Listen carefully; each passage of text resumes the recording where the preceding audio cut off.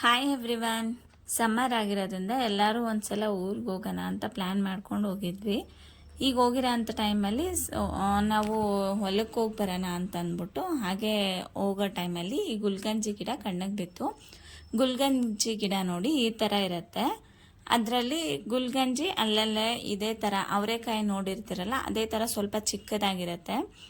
ಅದು ಬಿಸಿಲಿದ್ದು ಬೇಸಿಗೆ ಜಾಸ್ತಿ ಇರೋದ್ರಿಂದ ಅದು ಅಲ್ಲೇ ಓಪನ್ ಆಗಿಬಿಟ್ಟಿತ್ತು. ಸೊ ಹಾಗಾಗಿ ನಾವು ಅದೇನು ಒಂದು ಗುಚ್ಚಿ ಇರುತ್ತೆ ಅದನ್ನೆಲ್ಲ ಹಾಗಾಗಿ ಕಿತ್ಕೊಂಡು ಮತ್ತೆ ನಾವು ಎಲ್ಲ ಇದನ್ನ ಕಲೆಕ್ಟ್ ಮಾಡಿಕೊಂಡು, ಏಕೆಂದರೆ ನೀವು ನೋಡಿರ್ತೀರ ಗುಲ್ಗಂಜಿನ ಸಿಂಗಲ್ಲಾಗಿ ಬೆಂಗಳೂರಲ್ಲಿ ಎಷ್ಟು ಕಾಸ್ಟ್ಲಿಯಾಗಿ ಸೇಲ್ ಮಾಡ್ತಾರೆ ಅಂತ. ಇರಲಿ, ಯಾವುದಕ್ಕೂ ಒಂದು ಮೆಮೊರಿಗಿರುತ್ತೆ. ನಾವೇ ಬಿಡಿಸ್ಕೊಂಡು ಬಂದಿರೋದು ಅಂದಾಗ ಆ ಫೀಲಿಂಗೇ ಬೇರೆ ಇರುತ್ತೆ.